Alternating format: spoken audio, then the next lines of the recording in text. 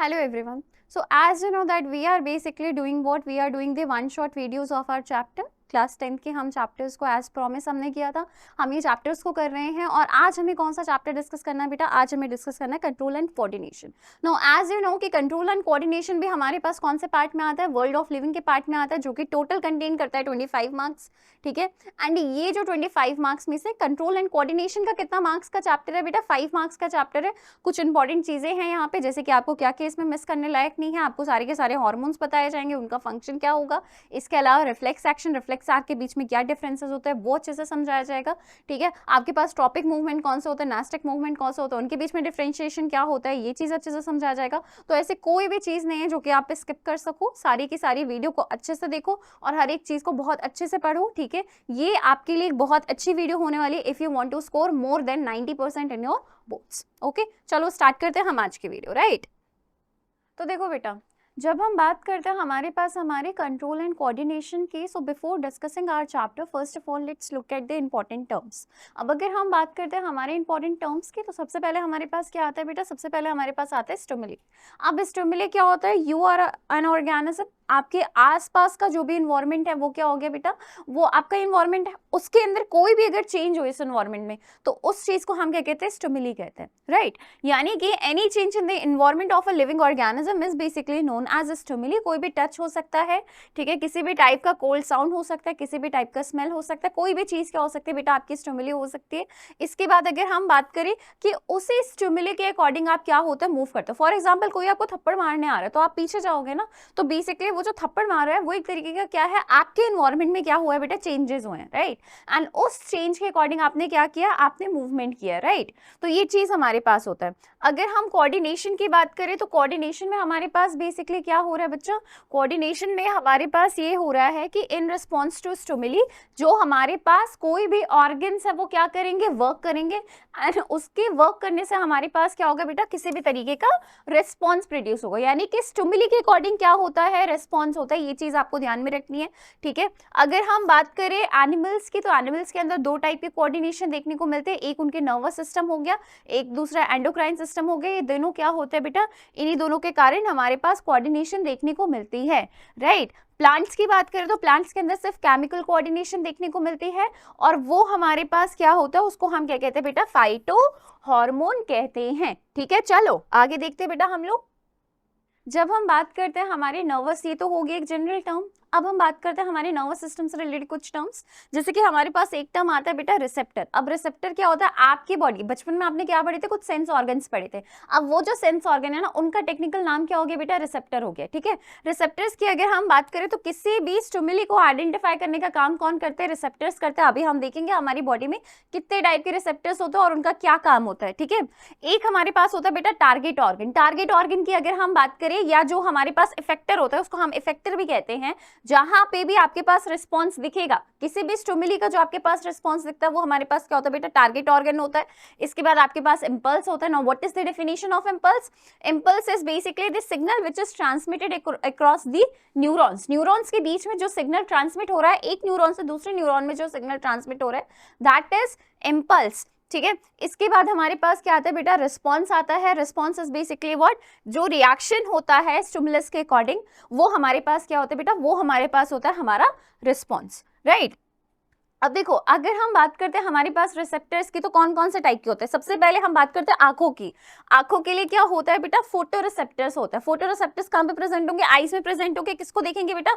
Visual stimulus को, light को, इन सारी चीजों को देखेंगे। अगर हम बात करते हैं सुनने की, कान से आप क्या करते हो? सुनते हो ना, तो फोन से हमारे पास क्या हो गया बेटा? फोनो रिसेप्टर हो गया। फोनो रिसेप्टर बेसिकली क्या करता है? जो भी ऑडिटरी आपके पास चीजें होंगी, बैलेंस करना और किसी भी चीज की हेयरिंग करना, ये सारी की सारी चीजें किसका काम होगा बेटा? फोनो रिसेप्टर का काम होगा। अगर हम बात करते हैं हमारे पास थर्मो रिसेप्टर की, थर्मो रिसेप्टर, थर्मल यानी कि गर्मी है कि ठंडी है, ये सारी चीज आपको कौन बताता है बेटा? आपका स्किन बताता है। तो यानी कि थर्मो रिसेप्टर कहां पे प्रेजेंट है बेटा? आपके स्किन के अंदर प्रेजेंट है। और क्या डिटेक्ट कर रहे हैं? किसी भी टाइप का आपके पास टेम्परेचर डिटेक्ट कर रहे हैं, टच डिटेक्ट कर रहे हैं, पेन डिटेक्ट कर रहे हैं, ईच एंड एवरीथिंग, ये सारी चीजें हमारे पास डिटेक्ट कर रहे हैं। ऑल फैक्टरी रिसेप्टर, नोज, यानी कि नोज आपके पास किस चीज में हेल्प करते हैं? स्मेल में हेल्प करते हैं। तो olfactory receptors are basically responsible for what? They are responsible for finding out the smell, right. और अगर हम बात करते हैं गस्टेटरी रिसेप्टर्स की, जो कि आपकी टंग में प्रेजेंट होते हैं, जो कि टेस्ट के लिए इंपॉर्टेंट होते हैं, ठीक है। तो ये कुछ रिसेप्टर्स होते हैं, जैसे कि आपने अपनी छोटी क्लासेस में पढ़ा था, आईज, नोज, ठीक है, स्किन, ये सारे जो आपके सेंस ऑर्गन आपने पढ़े थे ना अपनी छोटी क्लासेस में, बस उसी का ही हमने यहाँ पे टेक्निकल नेम दे दिया है, ठीक है। अगर हम बात करते हैं अगेन यहाँ पे, अगर हम बात करें हमारी जो कंट्रोल एंड कोऑर्डिनेशन है, एनिमल्स में दो टाइप को देखने को मिलता है। एक होता है नर्वस सिस्टम, जिसके बारे में हम अभी पढ़ेंगे, और दूसरा हमारे पास होता है हार्मोन्स। हार्मोन्स को भी लेके हम अभी पढ़ेंगे, इसी वन शॉट में पूरा का पूरा हम क्या करेंगे, कवर करेंगे, ठीक है। अब देखो, जब हम बात करते हैं नर्वस सिस्टम की, तो एज यू नो कि हमारी जो पूरी की पूरी बॉडी है, वो पूरी की पूरी बॉडी क्या कर रही है बेटा, बाहर का जो इन्वायरमेंट है उसके अकॉर्डिंग लड़ रही है, या उसके अकॉर्डिंग क्या कर रही है, आप ये कह सकते हो एक तरीके से आपको बता रही है कि हाँ आप हो यहाँ पे। अब इस चीज के बारे में ये किस तरीके से पता चल रहा है बेटा, ये पता चल रहा है आपके नर्वस सिस्टम के कारण, ठीक है। नर्वस सिस्टम की अगर हम बात करते हैं, हम उसको मेजरली दो पार्ट्स में डिवाइड करते हैं। एक होता है बेटा आपका central nervous system. Central nervous system में आपके पास क्या आएगा बेटा, ब्रेन आएगा एंड आपका स्पाइनल कॉर्ड आएगा। उसी के अलावा हमारे पास दूसरा नर्वस सिस्टम होता है, जिसको कि हम क्या कहते हैं बेटा, पेरिफेरल नर्वस सिस्टम कहते हैं, जिसको हम अगेन दो पार्ट्स में डिवाइड करते हैं। एक होता है बेटा हमारे पास सोमैटिक नर्वस सिस्टम, जिसमें आपके सारे के सारे जो वॉलेंट्री एक्शंस होते हैं, आप कुछ भी कर रहे हो वॉलेंट्री, वो सारी चीजें उसके अंदर कवर अप होती हैं। अगेन हमारे पास कौन सा आता है बेटा, ऑटोनॉमिक नर्वस सिस्टम आता है, जिसके अंदर आपके बॉडी के जो भी इनवॉलेंट्री मूवमेंट हो रही है, ठीक है, आपके मसल्स जो भी मूव कर रहे हैं इनवॉलेंट्री, वो सारी की सारी चीजें किसके अंडर में आएंगी बेटा, वो सारी की सारी आएंगी ऑटोनॉमिक नर्वस सिस्टम के अंडर में आएंगे, जिसको अगेन हम दो टाइप में डिवाइड करते हैं, सिंपैथेटिक एंड पैरासिम्पैथेटिक। एंड दोनों एक दूसरे का क्या होगा बेटा, एक दूसरे के ऑपोजिट में वर्क करेगा। फॉर एग्जाम्पल, अगर मान लो आपका हार्ट बीट रश हो रहा है, ठीक है, आपका हार्ट बीट काफी ज्यादा फास्ट हो रहा है, तो सिंपैथेटिक में हार्ट बीट फास्ट होगा, पैरासिम्पैथेटिक में वो क्या होगा, आपके पास नॉर्मल डाउन होगा, ठीक है, कूल डाउन होगा। नर्वस सिस्टम की बात करें तो नर्व्स हो गए, ठीक है, it comprises of basically nerves, आपका ब्रेन, ये सारी की सारी चीजें जो होती है बेटा, ये सारी की सारी चीजें आपके नर्वस सिस्टम में आती हैं, ठीक है। अब अगर हम बात करें हमारे पास आगे फंक्शन क्या होता है हमारे पास नर्वस सिस्टम का, तो जैसा कि आपको पता है कि इसके अंदर खूब ढेर सारे नेटवर्क्स आते हैं, जैसे कि नर्व्स आ गए, स्पाइनल कॉर्ड आ गए, ब्रेन आ गए, ये सारी चीजें आ गई, राइट। इसके फंक्शंस की बात करें तो सबसे पहले ये क्या करता है, आपके इन्वायरमेंट में कोई भी चेंज हो रहा है, आपके इन्वायरमेंट में कोई भी इंफॉर्मेशन है, वो आपकी बॉडी को कौन बता रहा है, सेल्फ अवेयरनेस कौन कर रहा है बेटा, वो कर रहा है आपका नर्वस सिस्टम, ठीक है। इसके अलावा अगर हम बात करें आपके बॉडी से वेरियस जो इंफॉर्मेशन है कि स्टोमक ने अपना काम ढंग से किया कि नहीं किया, ब्रेन ने अपना काम ढंग से किया कि नहीं किया, ये सारी की सारी जो इंफॉर्मेशन है, ये सारी की सारी चीजें कौन बता रहा है, कहाँ से पता चल रही है आपको, नर्वस सिस्टम से पता चल रही है, राइट। इसके अलावा अगर हम बात करें कि आपके muscles and glands proper way में वर्क कर रहे हैं कि नहीं कर रहे हैं, ये भी चीज कौन बताएगा बेटा, आपके नर्वस सिस्टम ही बताएगा आपको, ठीक है। ओके, अब इसके बाद हमारे पास एक टर्म आता है जिसे हम कहते हैं neuron. Neuron is basically what, nephron, वो हमारे पास किसका वर्किंग स्ट्रक्चर होता है बेटा, किडनी का होता है। न्यूरॉन किसका वर्किंग स्ट्रक्चर होता है बेटा, न्यूरॉन हमारे पास नर्वस सिस्टम का होता है, दोनों अलग अलग चीज है।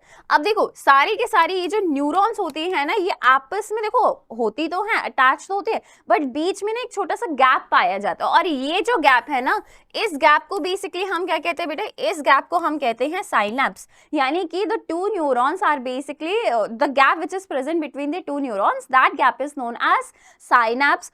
अब देखो यहाँ पे हमारे पास एक गौर करने वाली बात क्या है कि कोई भी जो इम्पल्स आएगा, जब वो हमारे पास हमारे इस न्यूरॉन के अंदर आएगा, तो वो कौन से फॉर्म में आता है बेटा, वो हमारे पास आता है इलेक्ट्रिकल फॉर्म में, यानी कि इलेक्ट्रिकल इम्पल्स होता है। बट जैसे ही ये इस साइनैप्स के पास जाएगा, तो ये हमारे पास कौन सा बेटा आपके पास इम्पल्स होगा, ये हमारे पास होता है केमिकल इम्पल्स। और इस केमिकल इम्पल्स में if you want to know कि कौन सा केमिकल बेसिकली होता है, ये जो न्यूरोट्रांसमीटर्स होते हैं, न्यूरोट्रांसमीटर्स आर द केमिकल्स जो कि हमारे पास एक न्यूरॉन से क्या होते हैं बेटा, रिलीज होते हैं, दूसरे न्यूरॉन उसको क्या करता है, डिटेक्ट करता है, फिर वो क्या होता है बेटा, देखो वो डिटेक्ट करेगा, डिटेक्ट करने के बाद वो उसको इलेक्ट्रिकल इम्पल्स में कन्वर्ट करेगा, ठीक है। तो ये केमिकल इम्पल्स का नाम क्या होता है, ये न्यूरो ट्रांसमीटर आपके पास कौन सा होता है, वो होता है बेटा हमारे पास एसिटाइल कोलाइन, ठीक है। This is just for your extra knowledge, जो कि आपको पता होना चाहिए, पता भी होना चाहिए तो भी ठीक है, नहीं तो just for your extra knowledge, right. चलो आगे देखो, अगर हम बात करते हैं this is the structure of neuron, इसको थोड़ा सा हम लेबल कर लेते हैं। अगर हम लेबलिंग की बात करें तो ये स्ट्रक्चर हमारे पास कौन सा है बेटा, दिस इज द डेंड्राइट्स, ठीक है। ये हमारे पास कौन सा स्ट्रक्चर है बेटा, ये वाला जो पार्ट है, this is basically what, this is the cell body, ठीक है, जैसे हम और क्या कहते हैं बेटा, साइटोन कहते हैं, ठीक है। साइटोन के अलावा ये आपके पास क्या है बेटा, दिस इज द न्यूक्लियस, ठीक। न्यूक्लियस के बाद अगर हम बात करें, ये वाला जो पोर्शन आता है बेटा, ये कौन सा आता है, ये आपके पास आता है आपका एक्सॉन, ठीक है। अब यहाँ पे आपको कुछ सेल्स दिख रहे हैं, है ना, ये सेल्स का नाम क्या होता है बेटा, श्वान सेल होता है, ठीक है। क्या नाम है इसका, श्वान सेल नाम है, ठीक है। और ये जो आपको येलो येलो से कोटिंग दिख रही है, ये बेसिकली येलो जो कोटिंग होती है बेटा, ये फैट डिपॉजिट होता है, ठीक है। एंड इस फैट डिपॉजिट का नाम क्या होता है बेटा, इस फैट डिपॉजिट का नाम होता है माइलिन शीथ, ठीक है। और आपको ये भी अच्छे से पता होगा, बीच में ना आपको यहाँ पे कुछ स्पेस देखने को मिल रहा है। अब ये जो स्पेस होता है ना, इस स्पेस का नाम क्या होता है बेटा, नोड ऑफ रैनवीर, ठीक है। ये हमारे पास क्या नाम है बेटा, नोड ऑफ रैनवीर। और बेसिकली ये जो इम्पल्सेस होते हैं ना, ये देखा गया है कि ये इम्पल्सेस साइटोन से यहाँ से इस पे जंप बहुत जल्दी करते हैं, ठीक है, ये चीज देखा गया है। ओके अब अगर हम बात करें कि इसी तरीके से देखो, कुछ जो हमारे पास न्यूरॉन्स होते हैं उनके अंदर ये माइलिन शीथ पाई जाते हैं, जिन्हें हम माइलिनेटेड एक्सॉन्स कहते हैं, न्यूरॉन्स कहते हैं। बल्कि कुछ जो हमारे पास न्यूरॉन्स होते हैं उनके अंदर ये माइलिन शीथ नहीं पाई जाते, जिनको हम नॉन माइलिनेटेड न्यूरॉन्स भी कहते हैं, ठीक है। अब यहाँ पे हमारे पास बात आती है कि ट्रांसमिशन कैसे होता है। सबसे पहले क्या होता है बेटा, जो डेंड्राइट्स है वो आपके पास क्या करता है, किसी भी केमिकल इंपल्स को क्या करेगा बेटा, किसी भी केमिकल इंपल्स को डिटेक्ट करेगा, ठीक है। डिटेक्ट करने के बाद वो हमारे पास डेंड्राइट से होता हुआ कहाँ जाएगा बेटा, वो जाएगा आपके साइटोन में, ठीक है। कहाँ गया बेटा, डेंड्राइट से होता हुआ वो आपके पास गया आपके साइटोन में। फिर साइटोन से होता हुआ कहाँ जाएगा बेटा, एक्सॉन में जाएगा। और एक्सॉन में फिर ये जो आपको पार्ट दिख रहा है, this one part, this part is basically what, ये पार्ट हमारे पास कौन सा बेटा, ये हमारे पास है एक्सॉन एंडिंग, ठीक है। और ये जो आपके पास स्मॉल स्मॉल स्वेलिंग्स है ना, इसे हम कहते हैं बेटा साइनेप्टिक नॉब भी कहते हैं, ठीक है। यानी कि ये हमारे पास एंड में पाया जाएगा। अब फिर यहाँ पे हमारे पास क्या होगा बेटा, यहाँ से कुछ केमिकल्स रिलीज होंगे एंड इन्हीं केमिकल्स का हमने नाम क्या दिया था बेटा, इन्हीं केमिकल्स का हमने नाम दिया था हमारा न्यूरोट्रांसमीटर, ठीक है। इसी चीज को हमने क्या बोला था बेटा, न्यूरोट्रांसमीटर बोला था, यानी कि वो केमिकल बोला था जो कि क्या करेगा, ये डेंड्राइट उसको मतलब बेसिकली डिटेक्ट करेगा, ठीक है। फिर उसको इलेक्ट्रिकल इंपल्स में यहाँ पे भेजेगा। समझ में आया, चलो आगे देखते हैं बेटा हम लोग। अब इसके बाद हमारे पास देखो यहाँ पे ना कुछ टाइप्स ऑफ न्यूरॉन्स के बारे में बताया गया। अब एक होता है बेटा हमारे पास सेंसरी न्यूरॉन, दूसरा होता है मोटर न्यूरॉन और तीसरा होता है एसोसिएटेड रिले न्यूरॉन या इंटर न्यूरॉन, ठीक है। इसको हम और क्या कहते हैं बेटा, इंटर न्यूरॉन भी कहते हैं, ठीक है। अभी ये जो इंटर न्यूरॉन है ये बेसिकली कहाँ पे प्रेजेंट होता है बेटा, आपके स्पाइनल कॉर्ड में प्रेजेंट होता है, ठीक है। And it behaves as both, यानी कि मोटर न्यूरॉन के तौर पे भी काम करेगा और आपके सेंसरी न्यूरॉन के तौर पे भी काम करेगा। But the question is that sensory neuron क्या होता है, यानी कि देखो बेटा, जो न्यूरॉन आपके पास रिसेप्टर से जो इंफॉर्मेशन रिसेप्टर से लेके कहाँ पे लेके जा रहा है बेटा, आपके पास स्पाइनल कॉर्ड में लेके जा रहा है, ठीक है। उस चीज को हम क्या कहेंगे, उस न्यूरॉन को हम क्या कहेंगे बेटा, सेंसरी न्यूरॉन कहेंगे। क्या कहेंगे, सेंसरी न्यूरॉन कहेंगे, राइट। मोटर न्यूरॉन की जब हम बात करते हैं तो ये क्या करेगा, जो इंफॉर्मेशन है वो स्पाइनल कॉर्ड से लेके जाएगा कहाँ पे बेटा, टू द इफेक्टर या टू द आपका जो टारगेट ऑर्गन है वहां पे क्या करेगा बेटा, इसको इंफॉर्मेशन को लेके जाएगा। ओके ये चीज हमारे पास होता है इसके अंदर। अब अगर हम बात करें, हमारे पास एक टर्म आता है जो कि काफी कंफ्यूजन भी लगता है बहुत से बच्चों को, reflex arc and reflex action, दोनों के बारे में हम डिस्कस करते हैं, ठीक है। रिफ्लेक्स एक्शन की अगर हम बात करें तो ये बेसिकली क्या होता है बेटा, इनवॉलेंट्री रिस्पॉन्स होता है आपकी बॉडी का, बहुत सडन और इनवॉलेंट्री रिस्पॉन्स होता है आपके जो इन्वायरमेंट में जो भी स्टिमुली है उसके अकॉर्डिंग, ठीक है। यानी कि आपने क्या किया, ऐसे थप्पड़ मारा और वो थप्पड़ से आप जो पीछे हुए, आपका रिस्पॉन्स आया, तो ये जो सडन रिस्पॉन्स आया ये क्या है बेटा, रिफ्लेक्स एक्शन है, एक्शन, ठीक है। यानी कि आप तुरंत एक्शन मोड में आए हो, राइट। अगर हम बात करें कि इसके मैकेनिज्म बेसिकली क्या डिपेंड होता है बेटा, देखो बहुत नॉर्मल सा मैकेनिज्म है। सबसे पहले क्या होगा, रिसेप्टर क्या करेगा, डिटेक्ट करेगा एनवायरनमेंट में, ठीक है, कि कोई भी हमारे पास चेंज है कि नहीं है।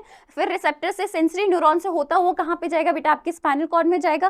फिर स्पाइनल कॉर्ड से हमारे पास क्या होगा, स्पाइनल कॉर्ड से वो जो आपके पास है इंफॉर्मेशन मोटर न्यूरॉन का होता हुआ आपके टारगेट ऑर्गन के पास जाएगा, ठीक है। ये बेसिकली क्या होता है बेटा, ये हमारे पास होता है आपके पास इंफॉर्मेशन, ठीक है। जैसे कि यहाँ पे मैं लिख भी देती हूँ, वैसे तो ये मैंने ऑलरेडी आगे के स्लाइड्स में है, ठीक है, स्टिल मैं लिख देती हूँ। रिसेप्टर से हमारे पास इंफॉर्मेशन विया सेंसरी न्यूरॉन से कहाँ जाएगा बेटा, आपके स्पाइनल कॉर्ड में जाएगा, ठीक है। अब आप बोलोगे कि मैम स्पाइनल कॉर्ड में क्यों जा रहा है, बिकॉज बेटा reflex action is a very quick, you know, उसके लिए एकदम क्विक रिएक्शन चाहिए।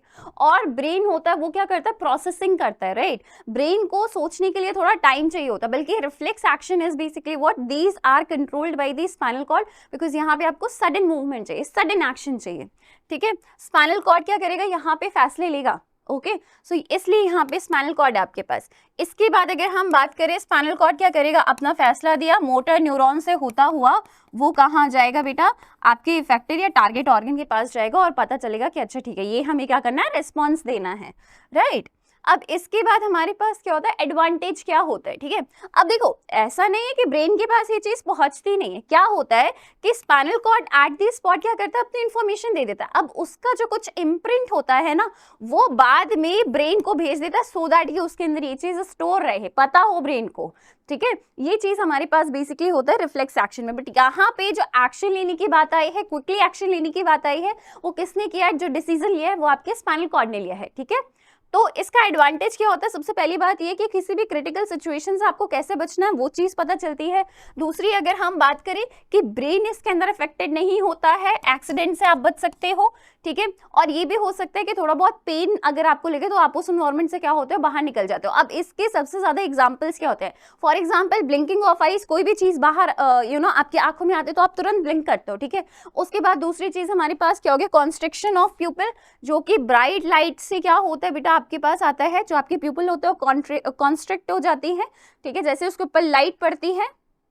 इसके बाद आपने देखा होगा कि जब लोगों को ठंडी लगती है तो वो शिवरिंग होती है ना, ये शिवरिंग किस लिए होती है, सो दैट की थोड़ी सी एक्सरसाइज हो और उस एक्सरसाइज से क्या हो, आपके बॉडी का टेम्परेचर मेंटेन किया जा सके। So these all are what, these all are the examples of the reflex action, ठीक है। ये हमारे पास क्या होता है बेटा, रिफ्लेक्स एक्शन होता है। अब देखो इसी चीज को ना जब हम पढ़ते हैं, यानी इसी चीज के मैकेनिज्म को जो तुरंत एक्शन हुआ वो रिफ्लेक्स एक्शन। अब उस चीज को जब हमने पढ़ा, उसका पूरा एक सर्किट देखा कि वो किस तरीके से काम किया, तो वो जो पूरा सर्किट होता है उसे हम क्या कहते हैं बेटा, रिफ्लेक्स आर्क कहते हैं। क्या कहते हैं, रिफ्लेक्स आर्क कहते हैं। देखो यहाँ पे बहुत नॉर्मली मैंने लिखा हुआ है कि रिसेप्टर क्या होगा, डिटेक्ट करेगा किसी भी स्टिमुलस को, सेंसरी न्यूरॉन से होता हो कहाँ जाएगा, स्पाइनल कॉर्ड में जाएगा। स्पाइनल कॉर्ड में क्या है, रिले न्यूरॉन है, जो कि क्या करेगा, इंफॉर्मेशन को एक न्यूरॉन से दूसरे न्यूरॉन में पहुंचाएगा। स्पाइनल कॉर्ड ने क्या किया, अपना डिसीजन लिया, फिर वो मोटर न्यूरॉन से होता हो कहाँ गया बेटा, इफेक्टर के पास गया। तो ये चीज हमारे पास क्या होता है, जब आप ये पूरा का पूरा ऐसे मैकेनिज्म लिख लोगे ना,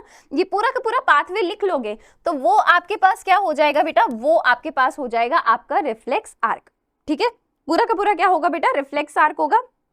जैसे कि आपने हॉट प्लेट को टच किया और उस चीज को आपने क्या किया, हटाया, ठीक है। तो ये चीज हमारे पास क्या होगा, ये चीज आपके पास जब आप इस पूरे मैकेनिज्म को लिखोगे ना, तो वो चीज हमारे पास रिफ्लेक्स आर्क हो जाएगा, राइट। अब इसके अंदर कुछ कंपोनेंट्स आते हैं, फॉर एग्जांपल सेंसरी रिसेप्टर आपके पास आएगा, ठीक है। इसके बाद सेंसरी न्यूरॉन आपके पास एक कंपोनेंट आएगा, इंटीग्रेशन सेंटर यानी कि स्पाइनल कॉर्ड, ठीक है। स्पाइनल कॉर्ड के बाद आपके पास क्या आएगा बेटा, मोटर न्यूरॉन आएगा, और फिर हमारे पास इफेक्टर या जो टारगेट ऑर्गन है वो आपके पास एक कंपोनेंट आएगा। तो ये जो देखा ना, जो चीजें हमने पढ़ी थी वो सारी की सारी किसकी कंपोनेंट्स है, वो सारी की सारी कंपोनेंट्स है रिफ्लेक्स आर्क की। और जब आपके पास वो तुरंत जैसे ही आपके पास थप्पड़ बड़ा, आप एकदम पीछे हुए, that is the reflex action, ठीक है।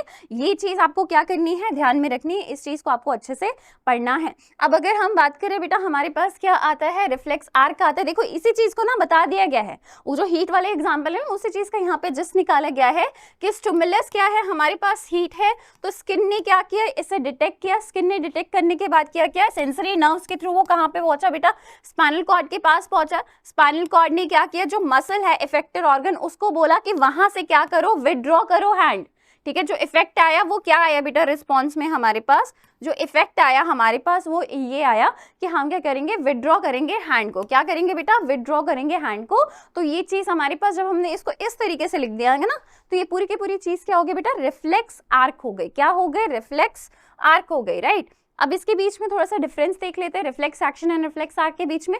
रिफ्लेक्स एक्शन की अगर हम बात करें तो ये क्या है, इनवॉलेंटरी रिस्पॉन्स है किसी भी स्टिमुलस को लेके। रिफ्लेक्स आर्क की अगर हम बात करते हैं तो ये न्यूरल पाथवे है हमारे पास रिफ्लेक्स एक्शन को लेके। पूरा का पूरा क्या होता है, एक ऑर्गेनाइज सर्किट होता है जिसके अंदर आपके पास रिसेप्टर, सेंसरी न्यूरॉन, आपका क्या कहते हैं स्पाइनल कॉर्ड, इसके अलावा मोटर न्यूरॉन, इफेक्टरी, सारी चीजें पाई जाती हैं। बल्कि रिफ्लेक्स एक्शन की बात करें तो सबसे पहले क्या होगा, डिटेक्शन होगा, फिर वो डिटेक्शन के बाद क्या होगा बेटा, ट्रांसमिशन होगा आपके पास, और वो पूरा का पूरा क्या है, रिस्पॉन्स आएगा।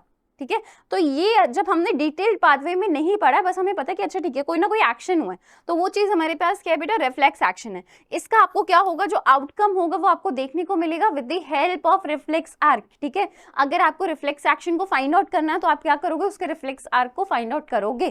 ठीक है, और अगर हम बात करें हमारे पास रिफ्लेक्स आर्क के, तो उसमें क्या होता है बच्चा, उसमें हमारे पास जो कम्युनिकेशन होगा वो पूरा का पूरा होगा, जिससे कि एक क्या निकलेगा, रिस्पॉन्स निकल के आएगा। इसके एग्जांपल्स क्या होते हैं, फॉर एग्जांपल आपने किसी हॉट ऑब्जेक्ट से अपना हाथ बाहर खींचा, ठीक है, जोकिंग किया, इसके अलावा ब्लिंकिंग किया, किसी भी चीज को कफ किया, ठीक है, तो to clear the throat, these are basically what, these are the reflex actions, right.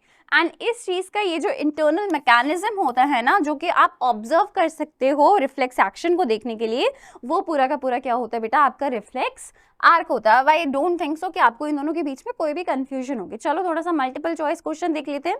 As you can see it's on your screen, तो हमारे पास फर्स्ट क्वेश्चन क्या है, any change in the environment to which an organism respond. ठीक है, अब ये बताओ कि आप अपने इन्वायरमेंट के अकॉर्डिंग किसको लेके रिस्पॉन्ड करोगे बेटा, आप रिस्पॉन्ड करोगे स्टिमुलस के अकॉर्डिंग। ठीक है, ये चीज हमारे पास होता है, राइट। सेकेंड क्वेश्चन देखिए क्या बोल रहा है आपके पास, करेक्ट सीक्वेंस, किस चीज का करेक्ट सीक्वेंस आपको बताना है, रिफ्लेक्स आर्क का करेक्ट सीक्वेंस आपको बताना है। सबसे पहले आपके पास क्या आएगा बेटा, आपके पास आएगा रिसेप्टर, रिसेप्टर के बाद आपके पास क्या आएगा बेटा, सेंसरी न्यूरॉन आएगा, देन आपके पास spinal cord, motor neuron, muscle, यानी कि डी ऑप्शन जो आपका है वो क्या है, वो आपके पास करेक्ट है, राइट। आगे देखिए बेटा, हमारे पास एक क्वेश्चन पूछा गया है कि जो आप किसी भी रूम में हो, है ना, अब उस रूम में क्या कहते हैं, अगर अगरबत्ती जला दी जाए तो आपको कैसे पता चलेगा। देखो बेटा, हमारा जो नोज है ना, उस नोज के अंदर क्या प्रेजेंट होता है बेटा, उस रोज के अंदर प्रेजेंट होता है आपको olfactory receptor, and that receptor is basically responsible for detecting any kind of smell. Okay, so that is why you are able to detect the smell of the incense stick. Okay okay, अब इसके बाद हमारे पास आता है बेटा brain. Brain के तो क्या ही कहने, ठीक है, it is one of the most important organ of your body, CPU of your body basically. ठीक है, अगर हम बात करते हैं हमारे इस ब्रेन की, तो जो एडल्ट ब्रेन होता है वो 1.4 kg का होता है, यानी कि आपकी टोटल बॉडी का ना 2% होगा। इसके अलावा बात करें 100 बिलियन न्यूरॉन्स इसके अंदर देखने को मिलते हैं। ठीक है, और अगर हम बात करें सारी की सारी जो मेमोरीज हो गई, किसी भी चीज का प्रोसेसिंग हो गया, जैसे कंप्यूटर होता है ना, सारी की सारी चीजें स्टोरेज कहाँ पे होता है, आपका जो मेन जो आपके पास वर्क कर रहा है, जो मेन कंट्रोलिंग पावर है किसके पास है, सीपीयू के पास है। आपकी बॉडी का जो सीपीयू है वो क्या है बेटा, ब्रेन है। ठीक है, और ये हमारे पास क्या होता है, सेंट्रल नर्वस सिस्टम का एक पार्ट होता है। अगर हम थोड़े से ब्रेन के बारे में थोड़ा सा जानने की कोशिश करें तो देयर आर 3 मेम्ब्रेन्स जो कि आपके पास ब्रेन के पास पाई जाती हैं। ठीक है, सबसे पहली जो मेम्ब्रेन आपके पास आती है बेटा, वो सबसे ज्यादा क्या होती है, हार्ड होती है, लाइक सीमेंट होती है। ठीक है, स्कल के जस्ट नीचे पाई जाएगी। उसे हम क्या कहते हैं बेटा, उसे हम कहते हैं बच्चों, उसे हम कहते हैं हमारा ड्यूरा मैटर। ठीक है, क्या कहते हैं बच्चों, उसे हम ड्यूरा मैटर कहते हैं। ठीक है, इट इज वेरी टफ। अगर इसके बाद हम बात करें, हमारे पास सेकेंड लेयर आती है। सेकेंड लेयर बेसिकली हमारे पास किसकी होती है बेटा, रेकिनॉइड इसे हम कहते हैं। एंड ये जो रेकिनॉइड होता है, ठीक है, ये बेसिकली क्या होता है, जैसे आपने देखा है ना मकड़ी का जाला होता है, वैसे हमारे पास ये क्या है, एक तरीके से मकड़ी का जाला है। ठीक है, इसके बाद हमारे पास क्या आता है, पिया मैटर। पिया मैटर, अच्छा ये किसका है, वाइट फाइब्रस टिश्यू का बेटा मकड़ी का जाला होता है। ठीक है, ये चीज आपको पता होनी चाहिए। अगर हम बात करें पिया matter, so it is basically बहुत छोटी सी और बहुत पतली सी लेयर होती है। ठीक है, रिच इन ब्लड वेसल्स। किसके क्या पाई जाती है बेटा, इसके अंदर आपको ब्लड वेसल्स देखने को मिलेंगी। अगर हम बात करें कि आपका जो स्कल है, ठीक है, मान लो if this is the brain and this is the skull, ठीक है, यहाँ पे इसके 3 मेम्ब्रेन हो गए। अब इन 3 मेम्ब्रेन के बीच में यहाँ पे क्या होगा बेटा, एक फ्लूइड प्रेजेंट होगा। इस फ्लूइड का नाम क्या होता है बेटा, देखो सेरिब्रोस्पाइनल फ्लूइड, नाम ध्यान से देखना। सेरिब्रो का मतलब क्या होता है, ब्रेन। ठीक है, और स्पाइनल का मतलब आपको पता है, स्पाइनल कॉर्ड, यानी कि आपके ब्रेन और आपके स्पाइनल कॉर्ड में सेम फ्लूइड प्रेजेंट है, जिसे हम कहते हैं सेरिब्रोस्पाइनल फ्लूइड। और एक और बात, इसकी अगर हम बात करें, इसका काम क्या होता है बेटा, देखो प्रोटेक्ट करना जो भी आपके वाइटल ऑर्गन्स है, फॉर एग्जांपल ब्रेन स्टेम जो कि आगे जाके आपका क्या बनाता है बेटा, आपका स्पाइनल कॉर्ड बनाता है, इसके अलावा आपका brain, they both are what, they both are very delicate organs, right. तो उसको प्रोटेक्ट करने का काम करता है बेसिकली। स्कल का काम क्या है, स्कल का काम है प्रोटेक्ट करना, ब्रेन बॉक्स पे जिसे हम कहते हैं, राइट। एंड ये जो फ्लूइड है ना, ये क्या करता है, एब्जॉर्ब करता है, ठीक है। कोई भी शॉक होगा उसे क्या करेगा, एब्जॉर्ब करेगा और आपके पास प्रोटेक्ट करेगा ब्रेन को, ठीक है।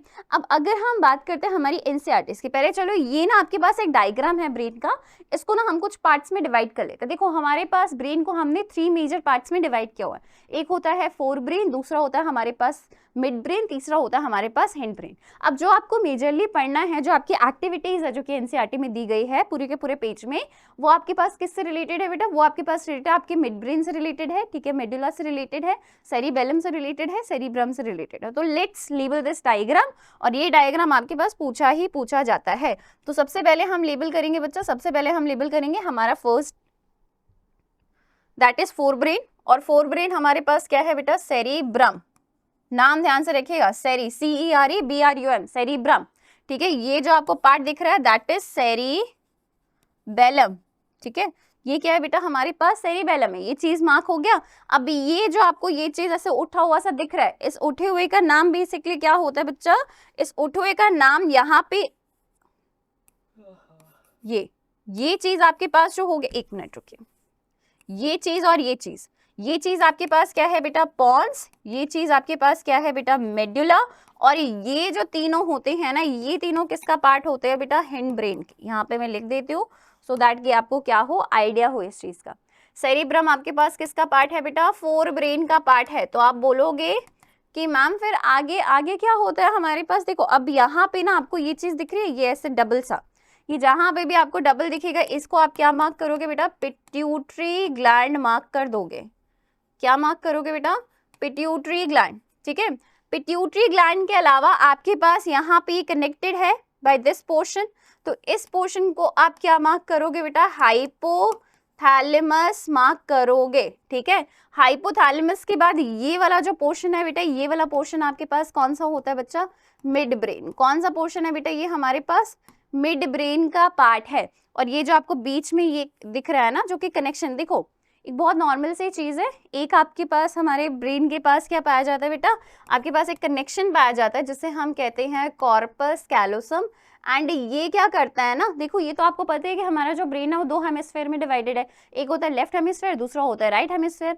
लेफ्ट हेमिस्फेयर और राइट हेमिस्फेयर आपस में कनेक्टेड होता है। अब ये जो कनेक्टेड होता है ना, किसके थ्रू कनेक्टेड होता है बेटा, दिस कॉर्पस कैलोसम के थ्रू, ठीक है। तो यानी कि फोर ब्रेन में हमारे पास क्या है, फोर ब्रेन में वैसे आपके पास आता है आपका सेरिब्रम, ठीक है, हाइपोथैलेमस, ये सारी चीजें आती हैं, राइट। और अगर हम बात करते हैं हमारे पास, अगर हम बात करें बेटा हमारे पास और क्या हो गया, मिड ब्रेन हो गया, मिड ब्रेन के अलावा आपके पास और क्या हो गया, यहाँ पे जो आपको मार्क करना है, हाइपोथैलेमस हो गया, पिट्यूटरी ग्लैंड हो गया, पॉन्स हो गया, मेडुला हो गया, सेरिब्रम हो गया, ठीक है, सेरिबेलम हो गया, ओके। ये सारी चीजें हमारे पास हो गई। अब यहाँ पे ना कुछ एक्टिविटीज दी हुई हैं, ठीक है। अगर आप ये एनसीईआरटी पढ़ोगे तो एनसीईआरटी का पूरा जस्ट यहाँ पे लिखा हुआ है, सारी की सारी एक्टिविटीज यहाँ पे है।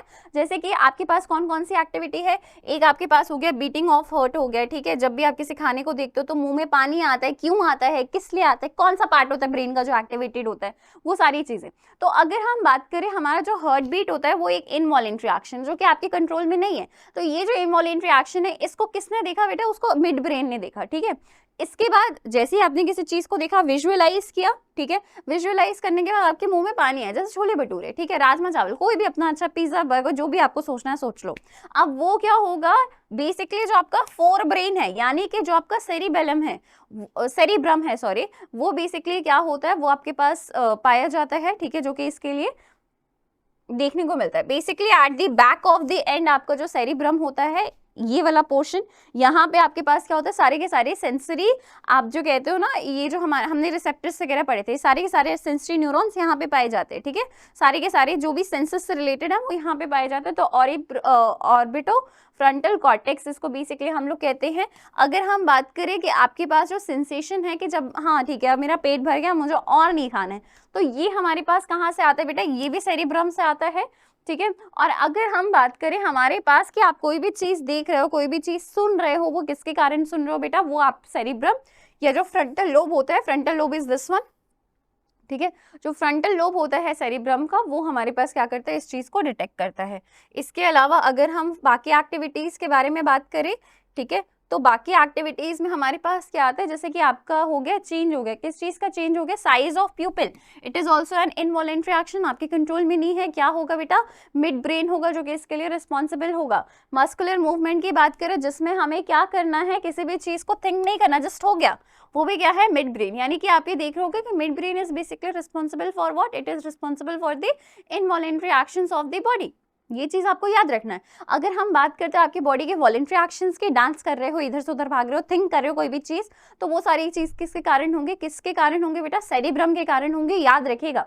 ठीक है। ब्लड प्रेशर की बात करें, आपकी सैलिवेशन की बात करें, ठीक है, तो ये, या वॉमिटिंग की बात करें, ध्यान रखना बेटा, ये आपके पास किसके कारण आया, मेडुला के कारण आए। किसके कारण आया, मेडुला किसका पार्ट है, हिंड ब्रेन का पार्ट है। ये चीज आपको यहाँ पे याद रखनी है।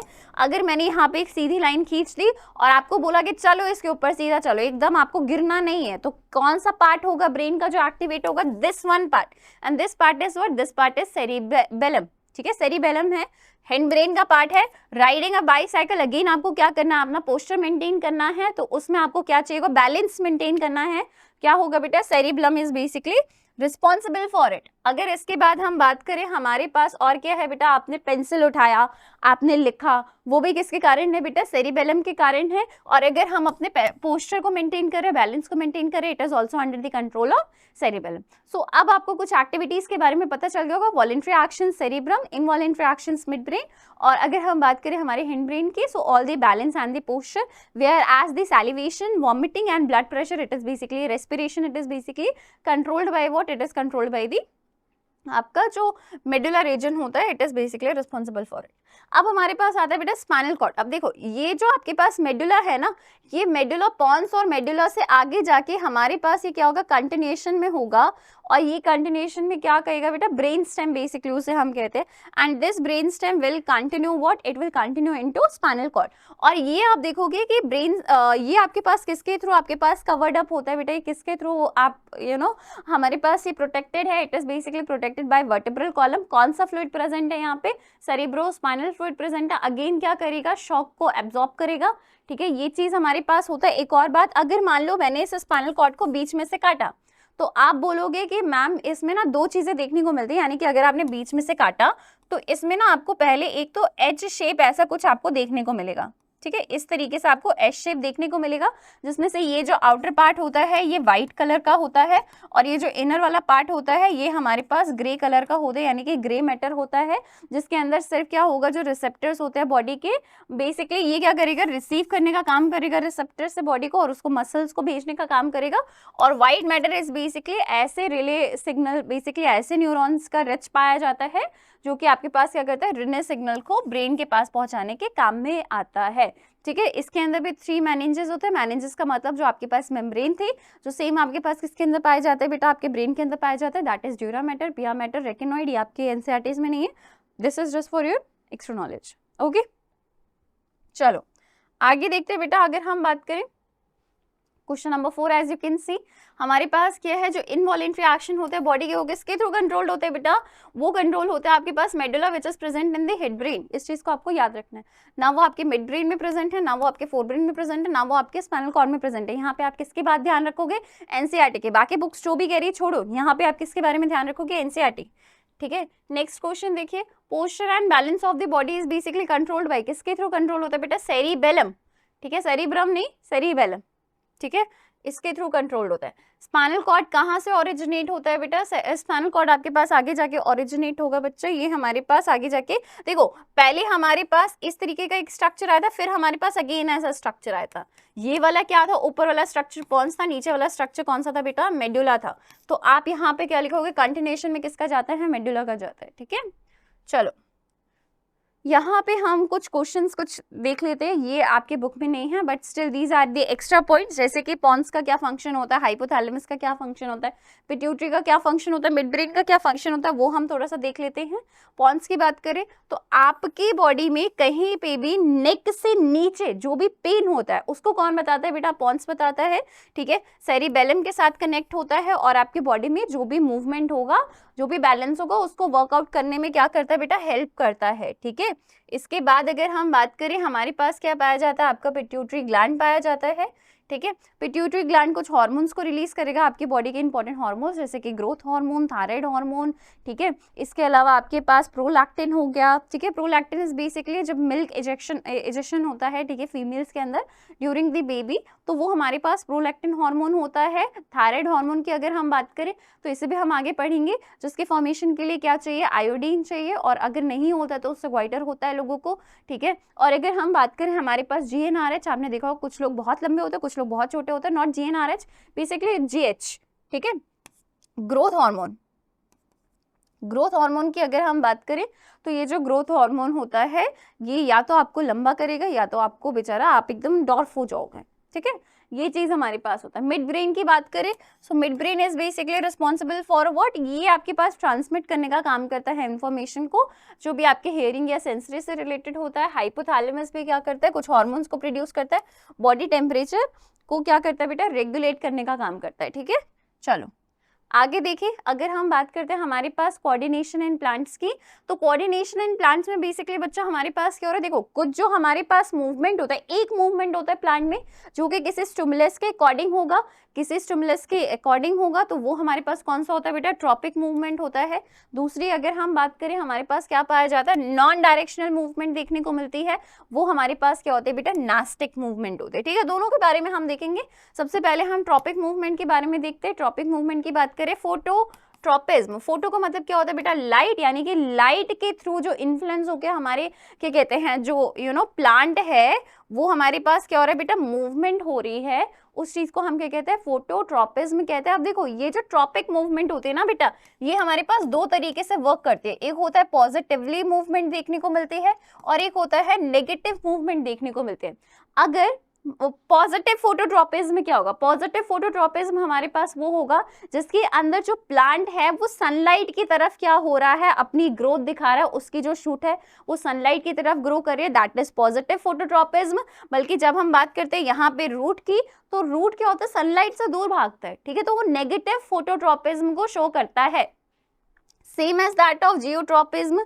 जियोट्रॉपिज्म की अगर हम बात करें तो ग्रेविटी के थ्रू जो इन्फ्लुएंस हो रही है, जो हमारे पास डेवलपमेंट हो रही है प्लांट की, उसे हम क्या कहेंगे बेटा, उसे हम कहेंगे जियोट्रॉपिज्म। पॉजिटिव जियोट्रॉपिज्म क्या शो करेगा बेटा, जो रूट्स होते हैं वो आपके पास पॉजिटिव जियोट्रॉपिज्म शो करेंगे, बल्कि जो आपके पास शूट होता है वो नेगेटिव जियोट्रॉपिज्म शो करेगा। जब हम बात करते हैं बेटा हमारे पास कीमोट्रॉपिज्म, तो कीमोट्रॉपिज्म में बेसिकली क्या होता है, केमिकल्स, ठीक है, इसे भी अभी हम आगे पढ़ेंगे कि जो पॉलिन ग्रेन, देखो जब पॉलिनेशन का पार्ट होता है तो जो पॉलिन ग्रेन जो हमारे पास आता है, ठीक है, आपके किसके पास है, स्टिग्मा के पास है, इन दोनों के बीच में क्या होगा, कोई ना कोई केमिकल इंट्रैक्शन होगा। तो ये चीज क्या होता है बेटा, कीमोट्रॉपिज्म, कीमो का मतलब केमिकल, राइट। और इसके बाद हमारे पास क्या आता है बेटा, hydrotropism. Hydrotropism is basically what, water, यानी कि जो आपके रूट्स होते हैं वो उसी साइड ही देखने को मिलेंगे जहां पे वाटर होगा वो पाया जाएगा, ठीक है।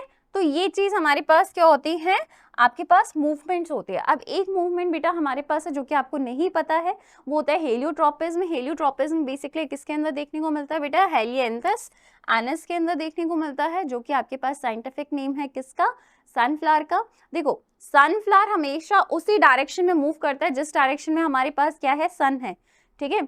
अब ये बेसिकली क्या होता है, अगर हम बात करें तो जो यंग सनफ्लावर्स होते हैं ना, वो क्या करते हैं, सन को फॉलो करेंगे। जैसे कि सन अगर ऐसे जा रहा है तो ये अगर यंग फ्लावर है तो ये भी उसके साथ मूव करेगा, फिर वापस क्या होगा, अपनी ओरिजिनल पोजीशन में आ जाएगा। फिर जैसे ही सन उगेगा तब ये वापस उस डायरेक्शन में मूव करेगा, फिर वापस अपनी ओरिजिनल पोजीशन में आ जाएगा। यानी ये देखा गया है कि जो यंग सनफ्लावर्स होते हैं वो फॉलो करते हैं सन को from east to west during the day, and then अपने आप को रीओरिएंट करते हैं नाइट में, ठीक है, और ईस्ट की तरफ अपने आप को फेस करते हैं, सो दैट कि जैसे ही सनराइज हो ईस्ट से वेस्ट जाए, वो भी ईस्ट से वेस्ट जा सके, ठीक है। तो देखो बेटा जब हम बात करते हैं हमारे पास ट्रॉपिक मूवमेंट में हमने क्या देखा कि किसी भी, आप ये कह सकते हो डायरेक्शन के थ्रू हमारे पास ये है, किसी स्टिमुलस के थ्रू हमारे पास मूवमेंट हुआ है। नास्टिक मूवमेंट की बात करें, डायरेक्शनलेस मूवमेंट होती है, ठीक है, पहली बात आपके पास कोई भी हाँ, ये बेसिकली किसके कारण होगी कि किसी भी स्टिमुलस जो आप, जैसे मान लो किसी ने टच कर दिया प्लांट को, तब हमारे पास क्या होगा, उसके एनवायरनमेंट में चेंज हो गया, तो एनवायरमेंटल स्टिमुलस के कारण क्या होगा, ये हमें देखने को मिलेगा। पहली बात, जो डायरेक्शन होता है रिस्पॉन्स का, वो जरूरी नहीं है जो स्टिमुलस का डायरेक्शन हो उसके ऊपर डिपेंड हो, ये चीज आपको ध्यान रखने वाली बात है। और जैसे कि आपके पास क्या होगा, जैसे आपने वीनस फ्लाई ट्रैप प्लांट देखा होगा, ठीक है, या आपने कोई भी पिक्चर प्लांट देखा होगा, तो क्या होता है कि जैसे ही उसके अंदर कोई भी कीड़े मकोड़े आएंगे, जैसे कि मान लो this is the picture plant, ठीक है, पिक्चर प्लांट में यहाँ पे क्या होता है, लिड होता है। अब यहाँ पे कोई भी हमारे पास क्या हो गया बेटा, मान लो मक्खी वगैरह कुछ भी आ गया, ठीक है, तो धीरे धीरे करके क्या होगा, ये बंद होगा। तो ये जो मूवमेंट है ना, ये मूवमेंट किसी भी ना लाइट के थ्रू है, ना ग्रेविटी के थ्रू, किसी इस चीज के थ्रू नहीं है, ठीक है। ये हमारे पास जो रिस्पॉन्स है, it is basically independent of the stimulus, right, उसके डायरेक्शन में नहीं हुआ, उसके फेवर में नहीं हुआ है। तो ये चीज हमारे पास क्या होता है, ये हमारे पास होता है बेटा नास्टिक मूवमेंट। अब अगर हम बात करें आपके एनसीईआरटी की, तो एनसीईआरटी में आपके पास ये टच मी नॉट प्लांट है, जिसको हम मिमियोसा भी बोलते हैं। और जैसे कि आपने देखा कि हम जैसे ही टच कर रहे हैं अपने मिमियोसा को, तो वैसे ही जो उसकी जो लीव्स हैं वो क्या हो रही है, आपस में बंद हो जा रही है। अब इस टाइप के मूवमेंट हमारे पास कौन सा मूवमेंट है बेटा, सिस्मोनास्टिक मूवमेंट है, जिसे हम कहते हैं बेसिकली, ठीक है। सिस्मोनास्टिक मूवमेंट की अगर हम बात करें तो किसके कारण होता है बेटा, टच के कारण होता है, या वाटर प्रेशर के कांटेक्ट के कारण होता है, और जनरली मिमोसा पुदीसा के अंदर देखने को मिलता है जब भी हम उसे टच करते हैं, ठीक है। तो ये चीज आपके पास क्या है, नास्टिक मूवमेंट है, आगे से ध्यान रखिएगा। फिर हमारे पास क्या आता है बेटा, आपके पास आते हैं प्लांट हार्मोन, जिसे हम फाइटो हार्मोन्स भी कहते हैं, ठीक है। ये हमारे पास दो टाइप के देखने को मिलते हैं, एक होते हैं जो कि प्लांट की ग्रोथ को बढ़ा रहे हैं, दूसरे होते हैं जो कि प्लांट की ग्रोथ को रिड्यूस कर रहे हैं, ठीक है। तो इसको हमने दो पार्ट्स में डिवाइड किया है, the one is the plant growth promoter and the another one is the plant growth inhibitor. अब प्रमोट क्या करेगा, देखो बेटा, प्रमोट क्या हो सकता है, सेल्स का नंबर बढ़ सकता है, ठीक है, सेल्स का साइज बढ़ सकता है, आपके पास फ्लावरिंग हो सकती है, सीड की फॉर्मेशन हो सकती है। तो ये किसके अंदर देखने को मिलता है बेटा, ऑक्सिन्स, जिब्रेलिन, साइटोकाइनिन, इनके अंदर देखने को मिलता है। अगर हम बात करें आपके पास प्लांट ग्रोथ इनहिबिटर की, तो जो डोरमेंसी हो गया सीड का, वो बेसिकली प्रमोट करेगा, ठीक है। इसके बाद आपके पास जो होगा एब्सिसिन एसिड होगा, वो चीज आपको देखने को मिलेगा। इसके अलावा आप ये कह सकते हो जो भी रोकने का काम होता है, जो बायोटिक और एबायोटिक स्ट्रेस को क्या करता है बेटा, एक तरीके से आप ये कह सकते हो कि इनहिबिट करता है, उसे हम ये कहते हैं प्लांट ग्रोथ इनहिबिटर कहते हैं। और इसका सबसे अच्छा एग्जांपल कौन सा होता है बेटा, एब्सिसिक एसिड होता है। और कुछ मायने में जो आपके पास इथाइलिन गैस होता है, वो भी रिस्पॉन्सिबल होता है इस चीज के लिए, राइट। अब इसके बाद अगर हम बात करें, थोड़ा सा जस्ट में देख लेते हैं, ठीक है, थोड़ी सी हम चीजें देख लेते हैं। For example hormones in plants. अब यहाँ पे हम बात करते हैं ऑक्सिन्स की। अब ये आपको क्या दिख रहा है बेटा, टिप दिख रहा है, वैसे टिप तो नहीं दिख रहा है यहाँ पे, स्टेम का जो टिप होगा और जो रूट का टिप होगा, ये बेसिकली क्या होता है, यहाँ पे आपको ऑक्सिन्स देखने को मिलते हैं। ऑक्सिन्स आपके पास क्या है, ग्रोथ में हेल्प करते हैं, ठीक है। सेल्स का मल्टीप्लिकेशन हो गया, सेल इनलार्जमेंट हो गया, सीड डोरमेंसी को जो तोड़ता है, ये सारी चीजें हो गई, राइट। जिब्रेलिन्स की अगर हम बात करें, ये क्या करता है बेटा, हाइट बढ़ाता है, एक तो गर्थ बढ़ाता है, यानी कि आपने देखा होगा ना, लंबाई तो चलो लंबाई तो बढ़ी है यहाँ पे, ठीक है, बट उसकी क्या कहते हैं, जो ब्रेड भी तो बढ़नी चाहिए ना हमारे पास स्टेम की, तो वो कौन काम कर रहा है बेटा, जिब्रेलिन्स काम कर रहे हैं। इसके अलावा अगर हम बात करें, हमारे पास इथाइलिन आता है, ये इकलौता गैसियस हार्मोन है and is basically responsible for the ripening of the fruits and vegetables. Cytokinin एक हार्मोन पाया जाता है जो कि सेल डिवीजन को देखता है, ठीक है। इसके अलावा क्या कहते हैं, क्लूजिंग जो होता है स्टोमेटा का, उसके ऊपर वो देखता है, और सीड डोरमेंसी को ब्रेक करता है। Now what is seed dormancy, आपने क्या किया कि कोई भी आपने सॉइल के अंदर सीड को पुट किया, तो वो कुछ ना कुछ टाइम पीरियड लेगा, उससे क्या होगा आपके पास जब हमारे पास उसका, आप ये कह सकते हो, वो मतलब कि आपके पास प्लांट बनेगा, ठीक है, प्लांटलिंग बनेगा। तो वो जो टाइम पीरियड होता है, उस चीज को हम क्या कहते हैं, सीड डोरमेंसी कहते हैं। यानी कि जब तक उसे फेवरेबल कंडीशंस नहीं मिल जाएंगी, बेसिकली वो हमारे पास क्या होगा, जर्मिनेट नहीं होगा, राइट। इसके बाद अगर हम बात करें एब्सिसिक एसिड की, it is a negative hormone जो कि प्लांट के ग्रोथ को रोकता है। सारी चीजें अगर बढ़ाती रहेंगे, कोई चीज रोकने के लिए भी तो होना चाहिए ना।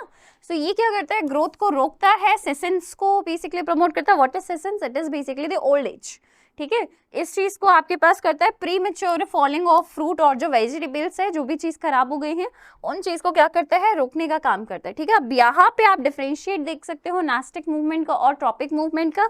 अगर हम बात करें, ये ग्रोथ इंडिपेंडेंट मूवमेंट होते हैं और ये ग्रोथ डिपेंडेंट मूवमेंट होते हैं ट्रॉपिक मूवमेंट। ये बेसिकली इमीडिएट रिस्पॉन्स होता है, ट्रॉपिक मूवमेंट का थोड़ा स्लो रिस्पॉन्स होता है। अगर हम बात करें स्टिमुलस का रिस्पॉन्स नॉन डायरेक्शनल होगा, इसका टू दी स्टिमुलस होगा, जैसे अगर लाइट है वो एक स्टिमुलस है तो स्टिमुलस की तरफ ही होगा, ठीक है। अगर हम बात करें किसी भी टर्गर या प्रेशर के चेंज के कारण होता है, ठीक है, ये सेल डिवीजन के कारण होता है। ओके, इसके एग्जांपल्स क्या हो गए, टच मी नॉट प्लांट का हमारे पास क्या हो गया बेटा, फोल्डिंग हो गया, ओपनिंग एंड क्लोजिंग हो गया स्टोमेटा का।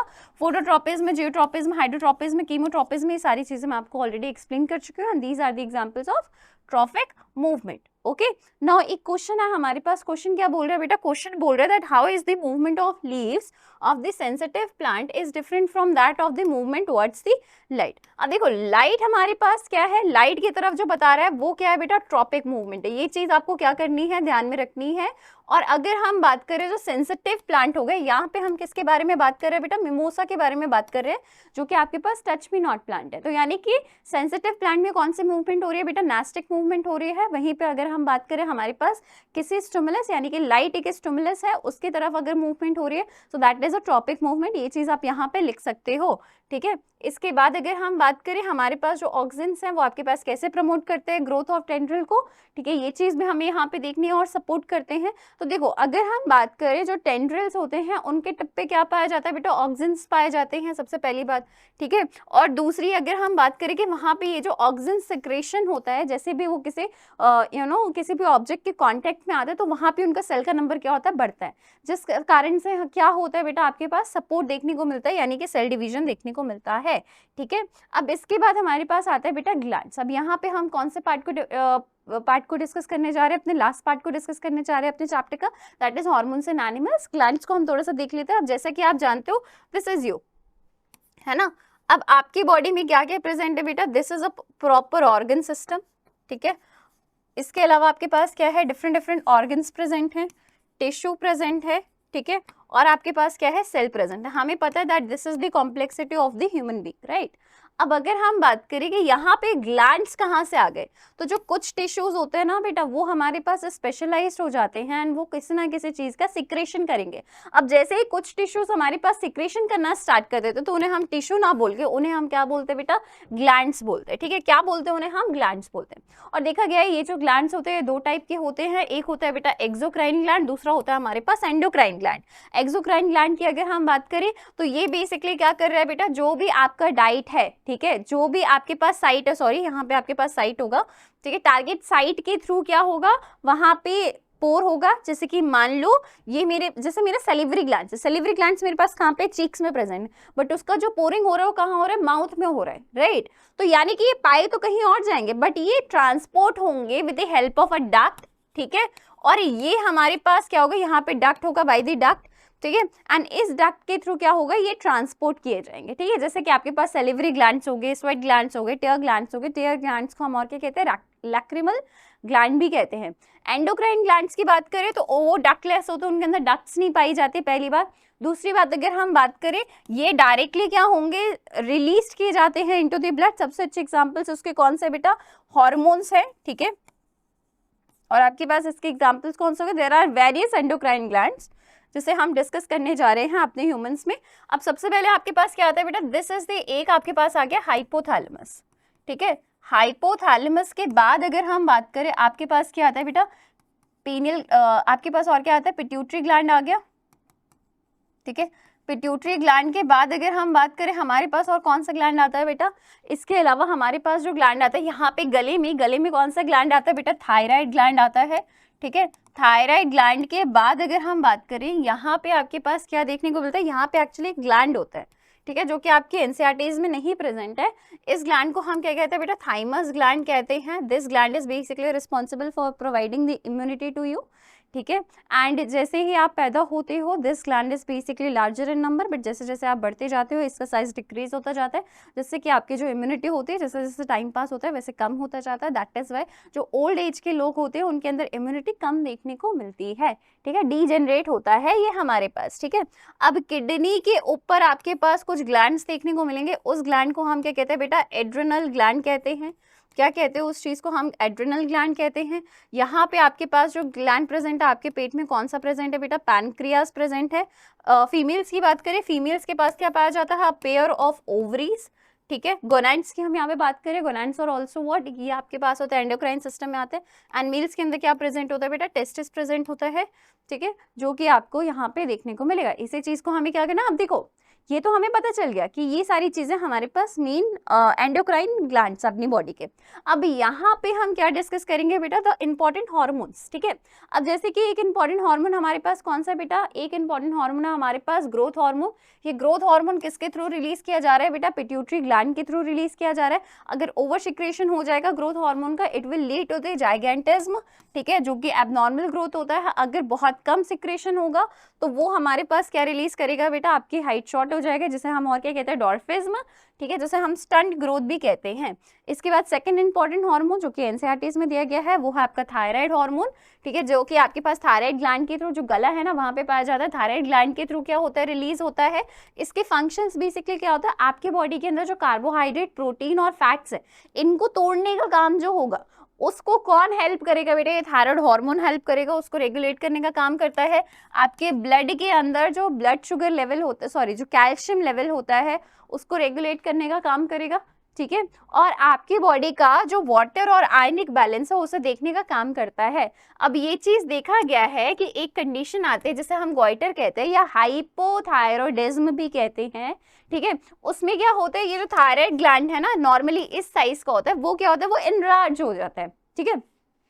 अब ये बेसिकली क्या होता है, जहाँ पे आइडम्स एप्पल पाया जाता है ना वहां पे देखने को मिलता है, वहां पे एक लंप टाइप का देखने को मिलता है। अब क्यों होता है, due to the deficiency of iodine.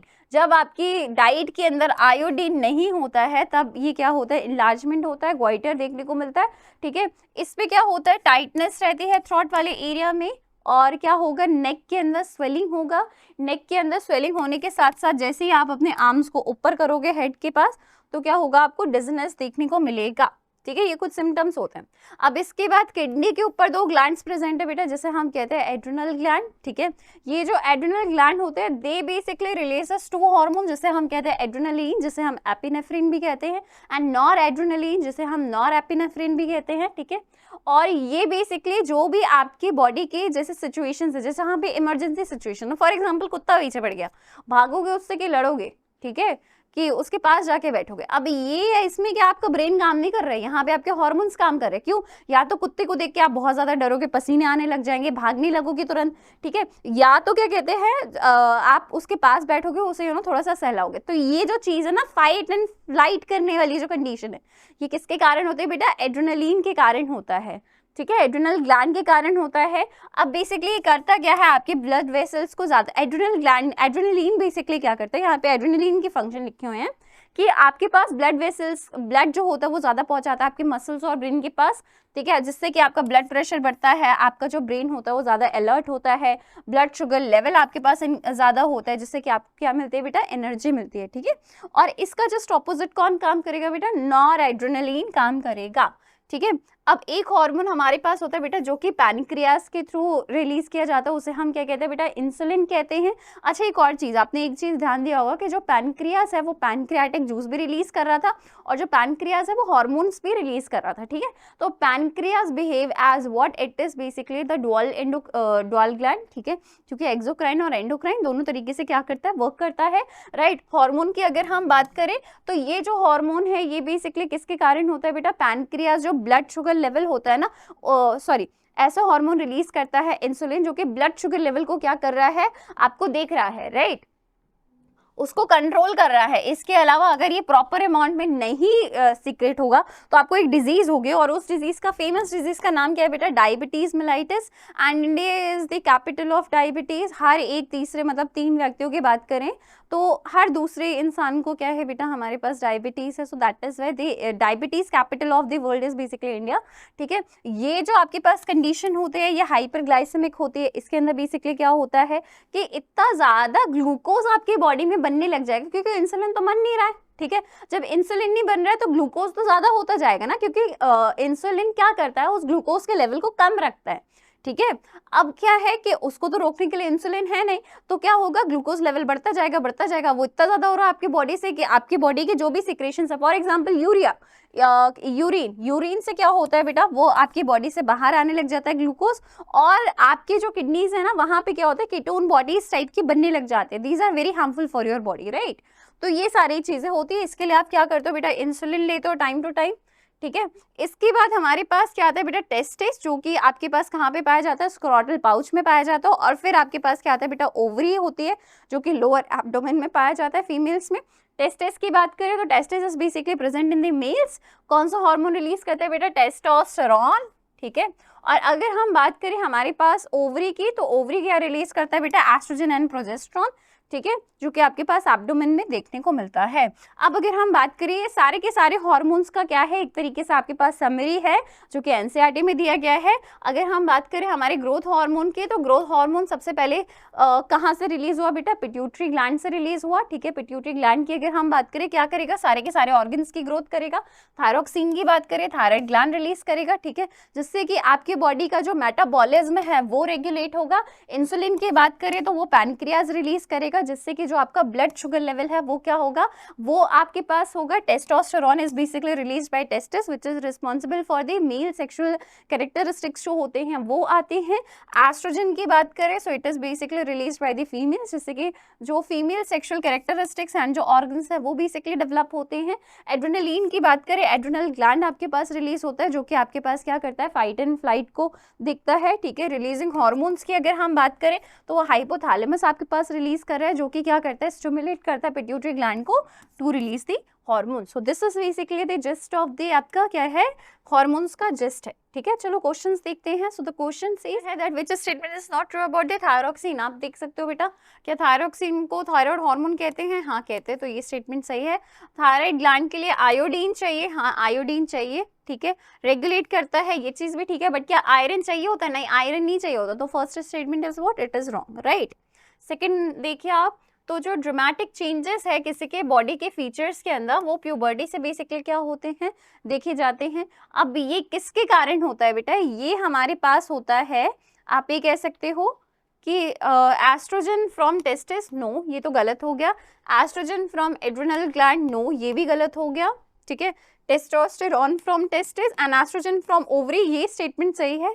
ये लास्ट वाली भी देख लेते हैं, टेस्टोस्टेरोन थायराइड से कब से रिलीज होने लगा, तो ये भी स्टेटमेंट हमारे पास क्या है बेटा, रॉन्ग है। नेक्स्ट क्वेश्चन देखिए, क्या पूछा जा रहा है आपसे, that why it is important for us to have iodized salt in our diet. अब जैसा कि आपको पता है दैट थायराइड हार्मोन की सिंथेसिस के लिए हमें क्या चाहिए, आयोडीन चाहिए। अगर आयोडीन नहीं होगा तो क्या होगा, आपको हाइपोथायराइडिज्म की कंडीशन होगी, यानी कि गोइटर होगा, ठीक है। एंड उस कंडीशन में क्या होता है बेटा, आप क्या कहते हैं, डेफिशिएंट हो जाएगा, ठीक है। तो दिस इज बेसिकली जो आपका कार्बोहाइड्रेट प्रोटीन्स का जो मैकेनिज्म है ना, वो ढंग से हो नहीं पाएगा, इसलिए आयोडीन क्या होता है आपके पास पाया जाता है, ठीक है। इसके बाद आप क्वेश्चन देखिए, how does the body respond when the adrenaline is secreted into the blood. अब इसमें पूछा गया है कि एड्रेनलिन के कारण क्या होता है। देखो बहुत नॉर्मल सी चीजें होती है। फॉर एग्जांपल अगर हम बात करें कि हमारा जो ब्लड होता है ना, वो टारगेट ऑर्गन के पास ज्यादा से ज्यादा पहुंचता है, बिकॉज या तो हमें दौड़ना है, ठीक है, या तो हमें क्या करना है, उसको सब डट के सामना करना है। तो हार्ट बीट फास्ट होगा, ज़्यादा से ज़्यादा ऑक्सीजन देखने को मिलेगा। जो डाइजेस्टिव सिस्टम के पास जो कुछ स्मॉल आर्टरीज हैं, ठीक है, या जो आपके स्किन है वो कॉन्ट्रैक्ट होगा, ठीक है, सो दैट कि जितना का ब्लड है वो सारा का सारा मसल्स के पास पहुंच जाए और आप तेज़ी से भागो एकदम, अगर कुत्ता पीछे पड़े तो, ठीक है। तो ये सारे जो कंडीशंस होती हैं ये तब देखने को मिलते हैं जब आपका क्या होगा, एड्रेनलिन रश होगा बॉडी के अंदर, ठीक है। इसके बाद ये बोला जाता है कि कुछ जो पेशेंट्स हैं, ठीक है, वो डायबिटीज ट्रीटेड के लिए उनको इंजेक्शन दिया जाता है इंसुलिन का। अब देखो बेटा यहाँ पे ना एक थोड़ा सा आपको पार्ट बताने की जरूरत है। देखो हमारे पास क्या है, जो ग्लूकोज है, ठीक है, वो ग्लूकोज आपके पास क्या करता है बेटा, वो ग्लूकोज आपके पास बेसिकली जो हमारे पास ग्लूकोज है वो कन्वर्ट होता है इनटू ग्लाइकोजन, ठीक है। एंड इसको कन्वर्ट करने के लिए आपके पास क्या चाहिए बेटा, इंसुलिन चाहिए, जिसके अंदर जो एक्स्ट्रा ग्लूकोज होता है वो क्या होता है, कन्वर्ट होता है, ठीक है। अब मान लो कि ये एक्स्ट्रा ग्लूकोज तो ग्लाइकोजन के अंदर कन्वर्ट हुआ नहीं, ठीक है। तो क्या होगा, ग्लूकोज आपके पास बढ़ता रहेगा बढ़ता रहेगा बढ़ता रहेगा, तो उससे क्या होगा, डायबिटीज होगा, ठीक है, which will be a fatal condition for all, right. तो इस चीज से लड़ने के लिए हमारे पास क्या होता है, जो डायबिटीज से जो लोग आपके पास ग्रसित होते हैं, उन लोगों के लिए क्या किया जाता है बेटा, इंसुलिन के इंजेक्शंस दिए जाते हैं, राइट। तो ये चीज बेसिकली क्या होता है, देखने को मिलता है। So with this we are done with our one shot video, and I know that we had completed all the topics of the chapter, and I hope so कि ये सारी चीज़ें आपको अच्छे से क्लियर अप हो गई हों। इन टेक्स्ट क्वेश्चंस भी बीच में ऐड किए गए हैं, ठीक है। इसके अलावा अगर आपको कोई प्रॉब्लम है तो आप हमारे एडुफाई के ऐप में आइए और उसमें जाके आप देखिए, आपको हर एक चीज़ बहुत अच्छे से बहुत प्रॉपर वे में डिटेल्ड वीडियो आपको मिलेंगे, ठीक है। Thank you for watching.